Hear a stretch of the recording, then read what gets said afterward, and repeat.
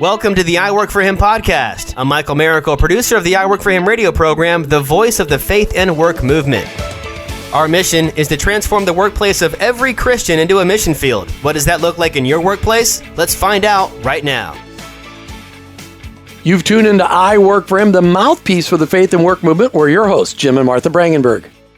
Thanks for joining us, everybody. And I just want to say, as we continue to have great conversations with incredible guests, remember that there is the Awaken podcast network where you can go and find even some of the guests we've had have their own podcast, but it's a platform where you can go and find people speaking into this whole conversation of faith and work, but in their niche. Maybe they're in social media, maybe they're in real estate, maybe they are creative and in writing, arts, or entertainment. We have those podcasts all gathered together. So go to the awakenpodcastnetwork.com or iworkforhim.com will get you there as well.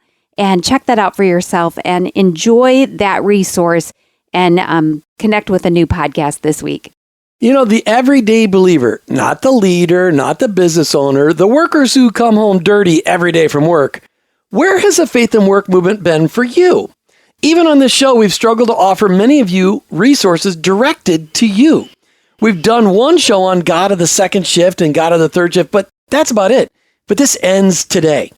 Dave Hataj is a craftsman with character. He runs Edgerton Gear out of Edgerton, Wisconsin. Don't hold that Wisconsin thing against him. It's his story, and he knew that the people he worked with were underserved and virtually ignored within the four walls of the church. Not to mention that the trades have been neglected and demeaned in our own country. When it is a fact that our country is falling apart because we desperately need so many millions more to build up our nation once more. And finally, our Savior was a blue-collar worker, working with wood, stone, and metal to do carpentry in the 1st century AD. Enough of where we've been, let's focus on where we're going. Dave Hataj decided to celebrate his blue-collar roots and his workers, and he wrote his story and their story in a book called Good Work: How Blue-Collar Business Can Change Lives, Communities, and the World. Dave Hataj, welcome to I Work For Him. Jim and Martha, great pleasure to be here, and I love your passion, and I could just listen to you all day talk about this stuff. Well, we want to hear you talk about it because this show's about you and your story. Why don't you tell us your Jesus story to get us started for today? Grew up in a home where my mother was a devout believer. My dad, we have a legacy of alcoholism in our family. So my dad struggled with the drinking, and he became an angry atheist. So I grew up in this kind of schizophrenic home where my mom would take me to church as a little kid. And I remember all those Bible stories. My dad would want to take me out hunting, fishing, to the bars. And about age 15, I really kind of leaned towards his way, because who doesn't want to go hunting and fishing and hang out in bars? I started working in the shop when I was at 5, graduated high school. People said I really wasn't college material. So I became an apprentice working in the shop after high school, and became pretty depressed, aimless, purposeless. I was drinking a lot, smashed up a couple cars, definitely had a drinking problem. And I was also doing endurance sports. I started getting in triathlons early on back in the 80s. And it was on one of these long 18-mile training runs where I was depressed. And I'll be honest, I even had suicidal thoughts. Why am I here? And out of the bushes on one of these runs, a voice came out of the bushes, and it was so real. I literally stopped and I thought someone was pranking me, but the voice said, "You are not alone." And I stopped and I go, "What?" And the voice came again, "You are not alone." And at that moment, I knew God was very real in my life. Jesus was very real. I think the next 9 miles, I just floated home and dug into the Bible, and I really needed to get to know this person of Jesus. And life just completely overnight, it's one of those dramatic conversion stories where all of a sudden I knew I was here for a purpose. I love that. So let's talk about that purpose. You felt like you had a real calling on your life, but not to just be, in your words, just a journeyman machinist. So what was that calling that God pressed into you? Well, I think when anybody it goes from such a dark place to something that's like, wow, there's a God here and I'm created for a reason. I want to tell everybody about it. And it's not just telling people about it. It is, what does this look like? Why doesn't other people in church why aren't they excited and joyful? And oh my gosh, I mean, this is incredible what God's done for us and how he wants to be involved in our lives. So with that passion, people immediately had me pegged to be a pastor, because if you're passionate about your faith, you go through this spiritual hierarchy where you got to be a pastor or a missionary or a youth worker. And I did all of those things. But to me, it was, I just wanted the whole world to have the sense of fulfillment and that sense of identity that we matter and that there's a God who loves us. So the calling or that sense of purpose was, how do I help as many people as possible understand that? In your book, you wrote that, you didn't feel like your calling was to be just a journeyman machinist, but your perspective has changed, hasn't it? Yeah, because back then, as I mentioned, and still to this day, we don't give much credibility or dignity to the average blue collar person, especially in the gear shop. I remember I went to 2 Urbana conferences back in the 80s, where it's like, Lord, I want to serve you with all that I am. Where do I go to what do I do? So I walked up and down these aisles of the Urbana conference saying, hey, anybody could use a machinist? And not one, not even a maybe. And it taught me back then that the church has this really distorted view of, quote, ministry and what it means to serve God. So there's this journey that I went through where, I did become a youth pastor in a church. I did become a youth worker. I did short-term mission work. And through incredible mentors, a burnout experience in a large mega church, and a really better theology, I came to understand that we are all called to be ministers. And my roots of where I've come from, God cares deeply for all of us. That is so very powerful. I know Jim and I are probably both just soaking that in. Let's change the world together. Let's go. To hear how God pressed that on your heart, and to know that is that's a passion of ours. And that is why we're having this conversation today, Dave, to let more people hear that what they are equipped to do, what they are designed to do, and they're skilled at, and that where God has them placed, that's exactly where he wants them to be so that they can live out their calling in that workplace. So that's so amazing that you you saw that in your own life, kind of through rejection, right? If I can imagine you at Urbana looking at all those different missions organizations, which we know are great, but they didn't see that connection. And then you felt, I can't tell you how you felt, but that wasn't going to give the answers to you. So I don't know how. Well, you grew up in Edgerton Gear, right? But you left. I mean, you bailed. Didn't you go to the opposite end of the country to get as far away as you possibly could? Yeah, I moved to California. That's as far away as you could go. Maybe Alaska would have been better, but you could have gone to the oil fields. I could have, but again, it was that sense that if I'm going to serve God, what does that look like? So I joined Athletes in Action also, and this message kept coming through that you need to be a pastor in a church.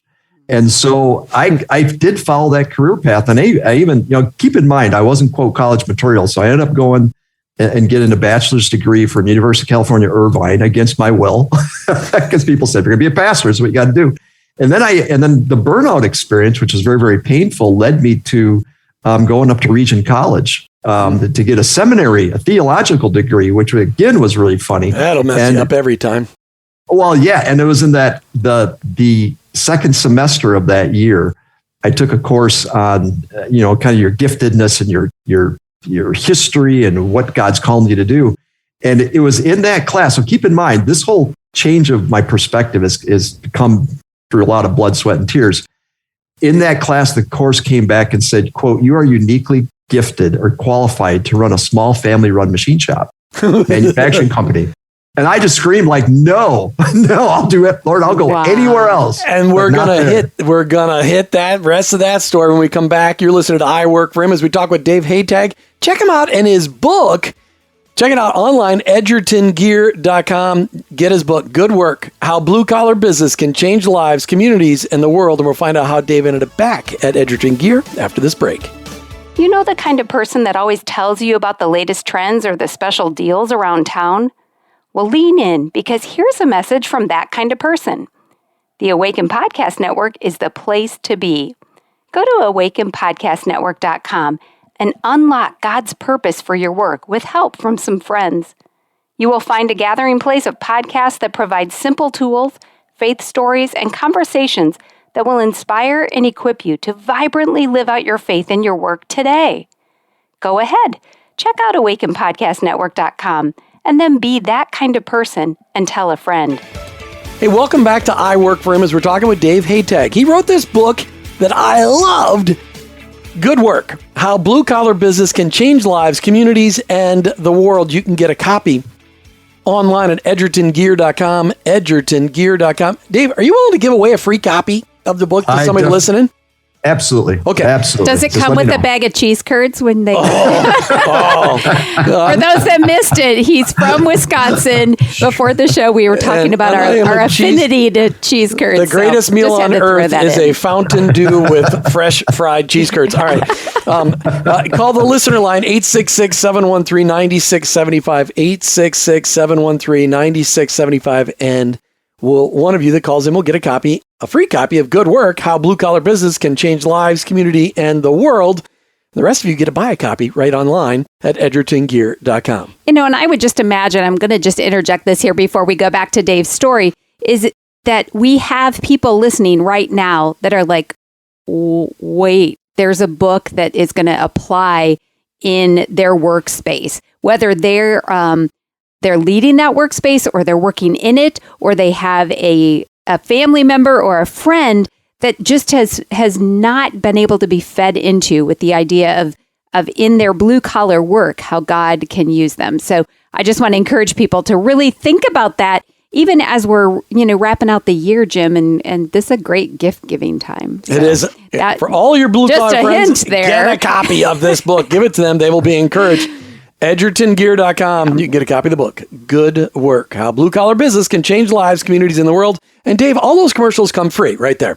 Okay. That's incredible. So you went as far away as you could from the call that was on your life. You even went into the pastor, which is, it's something we talk about on the show all the time, that people think, well, I want my job to matter. I want my work to matter. So I'm going to quit my job and I'm going to go work in a church or become a missionary. When in fact, your calling was in fact confirmed when you went to seminary that you were gifted to be a small business owner running a machine shop. That's incredible. That's pretty incredible. That's like the Holy Spirit kind of skewed those results to make sure, hey, Dave, by the way, you were right where you're supposed to be. So what did he do?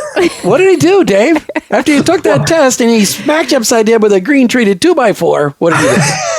Well, I didn't like the answer, for one. Of course you didn't. Because in reality, the shop was what I would call the hole in my faith, where I've seen God work in church. I've seen him work in inner city LA. In Mexico, we did our short-term mission work, all these different places.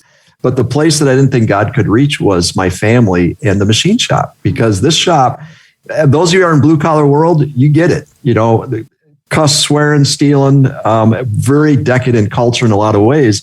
My dad had a quarter barrel of beer in the lunchroom fridge. Okay. Granted, we're from Wisconsin, but we had a drinking problem here in the shop. Parties every day after work. And my dad would take guys down to the local bar and they would drink during their lunch break, come back and run machines. Pornography was everywhere. It was a very, very dark place. So God, I felt, said, you want to see how relevant I am? I want you to go back into the machine shop in the worst place that you know, darkest place, and see how relevant I can be through your faithfulness. Now, granted, I thought it was going to come back. All right, we'll come back, had a Messiah complex. We'll come back for a year or two.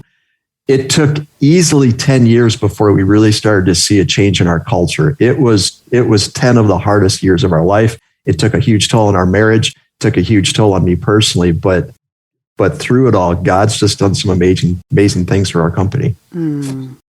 That's so encouraging to hear, but yet, that it wasn't an overnight thing. I think for a lot of people, that's an encouragement, not a discouragement, because they may be in that right now and saying, I'm not seeing the fruit.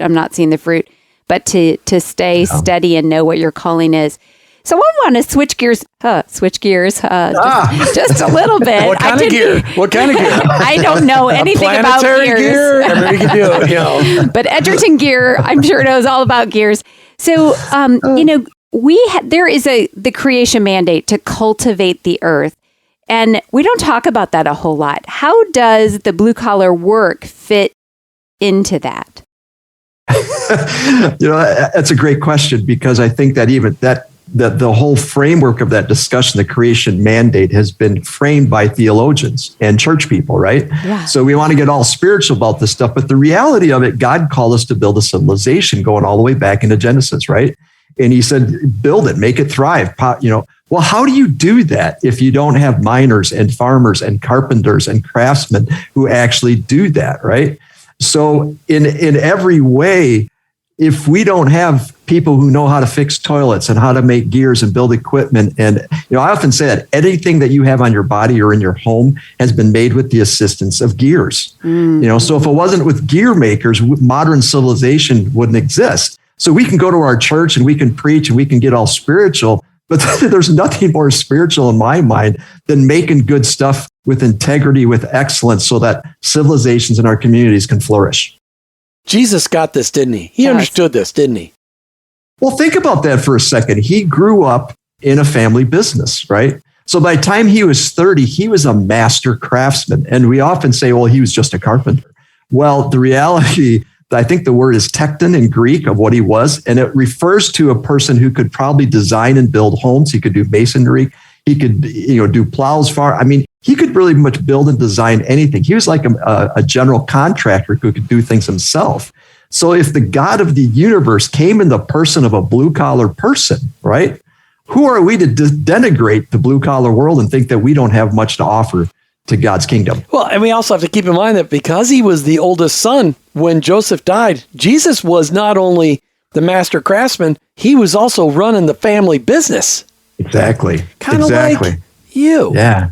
Well, that's when I read all the parables, right? There are so many of them are related to the marketplace, whether it's fishing or building or farming. And it's no accident that he was so involved, so integrated in his community, and his teaching comes out of all that, 30 years of history of being in the family business in his community. Right. It's amazing.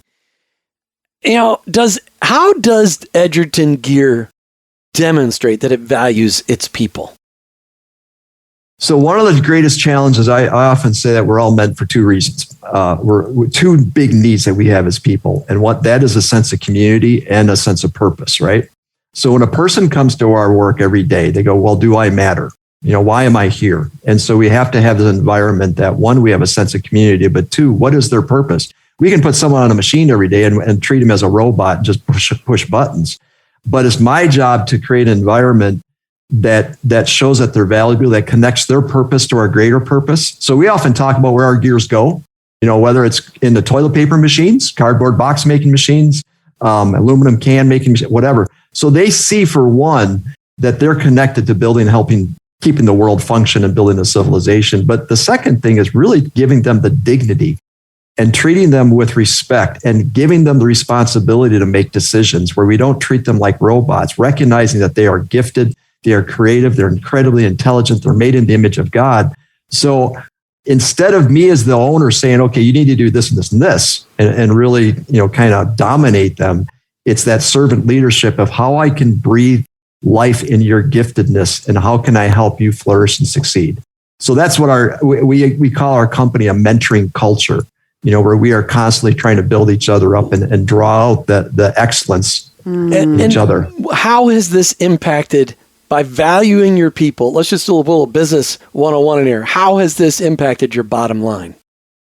Well, the more I do this, and I know we're going to talk about a little bit, but we've created a class called Don't give that away. Don't give that away. Okay, I'm going to talk that. So the more I value our people and give them responsibility, the more profitable we become, the more efficient we become, the better our customer service becomes. It goes on. And I've charted this over the last 30 years. And people say, well, how can you spend so much time valuing people? Doesn't profit come before people? Like, they're together. You got to have profit to function and to survive. But if you don't have the people doing their job and drawing that excellence out of them, you have no profit either. So it makes my job, actually, it's harder in some ways, but it's a lot more fun because I get to see them flourish and walk in their giftedness. And there's nothing better than that. I imagine you're seeing an impact on their own families because of how they feel about their work as well. We're going to talk more with Dave Hataj from EdgertonGear.com. Get a copy of his book. Good Work, How Blue Collar Business Can Change Lives, Communities, and the World. Call the listener line, 866-713-9675, 866-713-9675, and get a copy of the book, How Blue Collar Business Can Change Lives, Communities, and the World. Good Work. We'll be right back. Want to build a profitable side hustle that impacts people with truth and healing in themselves and their leadership? Then look at becoming a certified leadership coach with Giant. Giant has been in the leadership space for over 13 years and has over 500 coaches in over 127 countries. Their coaches are being hired by Fortune 500 companies and organizations like I Work for Him. Jim and I took the Giant Sherpa training under one of these great coaches to become leaders worth following.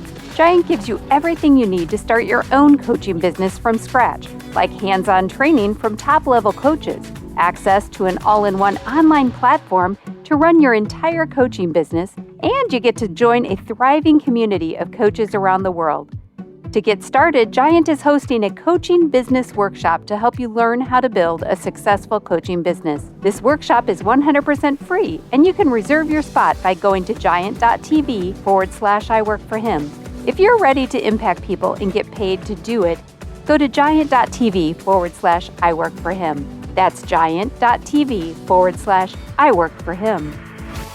Hey, welcome back to I Work for Him as we're talking today with Dave Hataj from EdgertonGear.com. He's out of Edgerton, Wisconsin, and he's doing good work with blue-collar workers, and he's feeding into the people that help build gears at Edgerton Gear, and they're changing lives, and it's fantastic. And Dave, we're so grateful that you're here.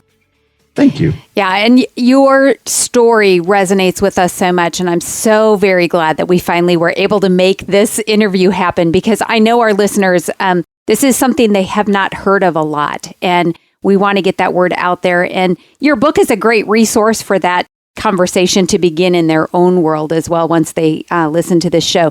So, Dave, I am curious. Jim was, kind of like, oh, don't give away anything yet. So let's talk about this conversation about, there's not a lot, if any, high schools that are really focusing on the trades and manufacturing. We used to have all those classes years ago, and that's been fading away. Technology has kind of taken over in some of those and budgets. So how do you feel about that, and what have you done about it?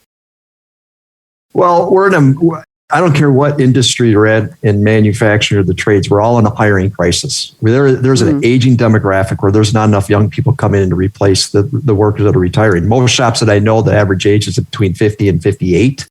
And that wasn't too far off from our shop. So you think about 10 years from now, where are we going to be as a country? Where are we going to be as a civilization? We've got all this knowledge that's getting retired and passed on. So out of necessity and other reasons, I got invited into our local high school and to help renovate their tech ed department. And I looked around, and for one, it was in shambles. But two, I'm looking at these kids going, look at all the kids that have no sense of purpose and direction. The kids in the shop classes that are, again, not deemed college material, and they don't know what they're going to do with their life. And I'm looking at them going, that was me when I was in high school. So we actually started a class called Craftsman with Character, where we allow the kids to come in. It's a semester-long class, and 4 days a week they get to job shadow. And not only our business, but about 5 other businesses in the community. And they get to see what's out there. We just help them explore and get exposed to all the different jobs that make a civilization, our community function.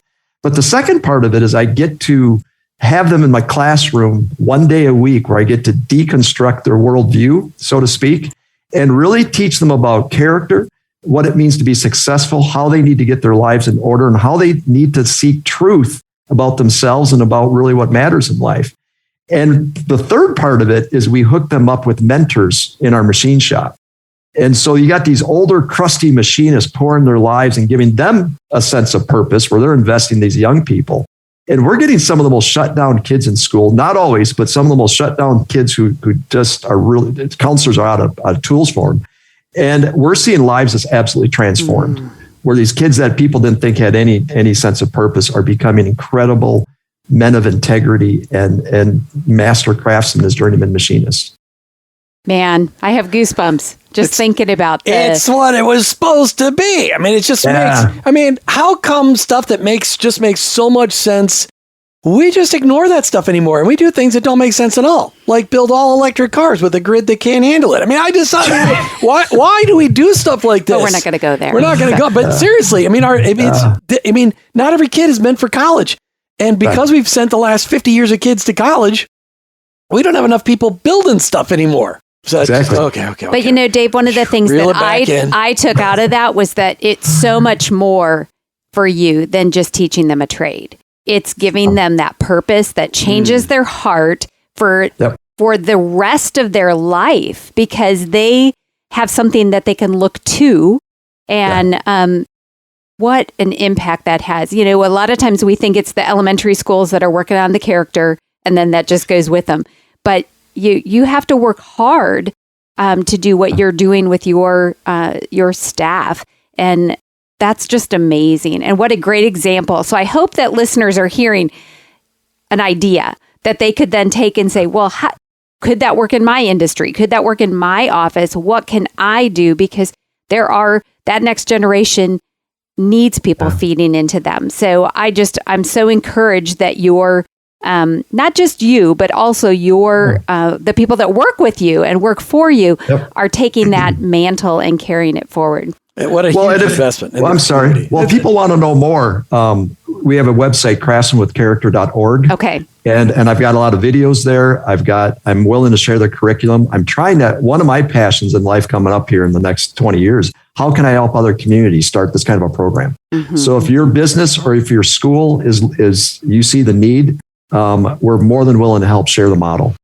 Thank you. Craftsmanwithcharacter.com. .org. Thank you. Craftsmanwithcharacter.org. All right, Dave, I want to plant our feet with a final question. You quote Paul Stevens in your book from his book, Doing God's Business. And he says, there's not one instance of anyone in the Bible being called to business, nor is there a single instance of a person being called to be a religious professional. Why is this so significant? So think about that for a second. If we tell everybody that they're supposed to be religious professionals, who's left to do the work, right? And the other thing is, by having this hierarchy of religious professionals, we give them too much power and don't recognize that we ourselves are all called to be ministers. It creates this terrible division in churches, right?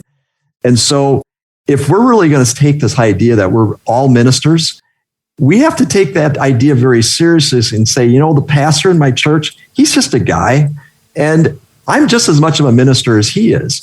Because once you start internalizing that we're all called to the ministry of reconciliation, we're all keepers of the kingdom and ambassadors of the kingdom, our world can be actually turned upside down. But instead, we relegate, quote, ministry to the religious professionals without ourselves recognizing that, no, we are God's hands and feet. We're boots on the ground throughout our community. We're his workmanship, created in Christ Jesus to do good works, which were prepared in advance for us to do.